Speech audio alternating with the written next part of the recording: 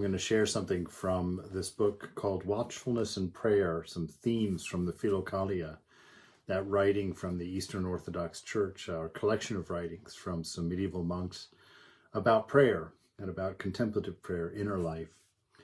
There's a very little quote here by the elder to his disciple where he says, "You see, my child, how each thing comes in its own time.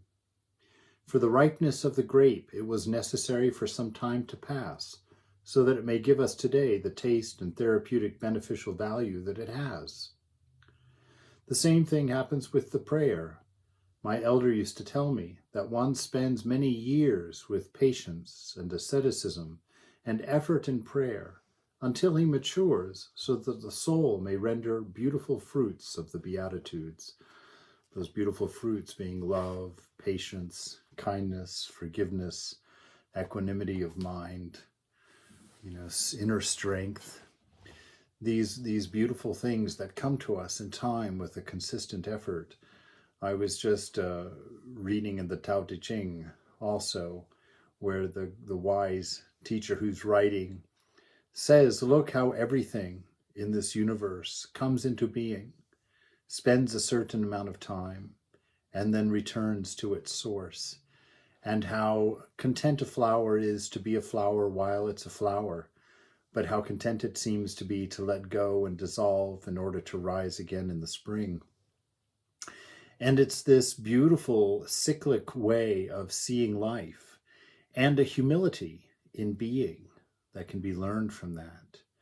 To be patient, to grow at your pace, to be content to come into being, spend your time on this earth, and when the time comes to again withdraw into your source, into the source from which you came, all of which we know very little about in this present state of things.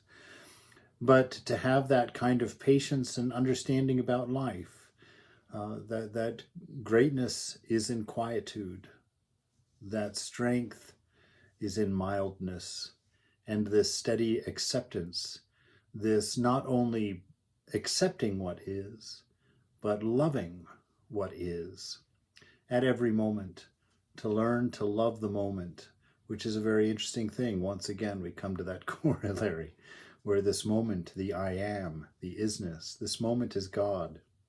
And to love what this moment is at all times, regardless of its seeming contents, regardless of how the mind or body interpret it. To be content, to be patient, to be calm, to be enduring, to be equanimous in our mind as we go through this life, recognizing the face of the divine in all that we taste, touch, hear, smell, in all that we do, in everyone that we pass. But to always have that calm, cyclical knowledge of being. There is no anxiety, no cause for alarm, no failure that can't be overcome, no hill too high to climb, but steadily, calmly, peacefully, without need, without being driven, without being thirsty or hungry for these things. In our contentment, we continue on, entering this world, growing, being sustained, and then ultimately leaving. And in that purity of humility, we watch nature join us in every step of the way. And in that company of all things, where is loneliness? Where is sadness? We walk together, the entire creation, hand in hand, round and round, until the day of realization comes.